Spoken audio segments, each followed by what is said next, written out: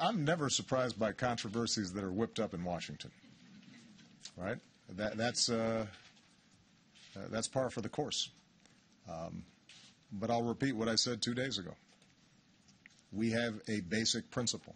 We do not leave anybody wearing the American uniform behind.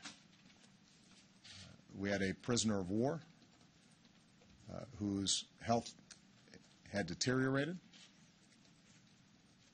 and we were deeply concerned about, and we saw an opportunity, and we seized it, and I make no apologies for that. We had discussed with Congress the possibility that something like this might occur, but because of the nature of the folks that we were dealing with and the fragile nature of these negotiations, we felt it was important to go ahead and do what we did. And we're now explaining to Congress the details of how we move forward.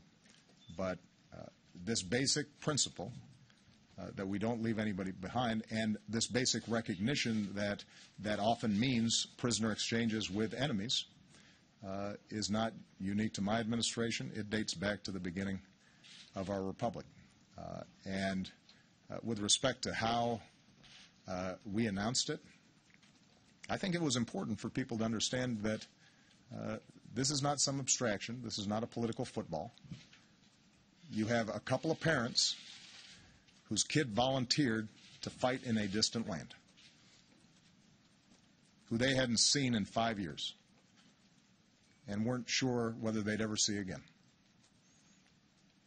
And as Commander-in-Chief of the United States Armed Forces, I am responsible for those kids.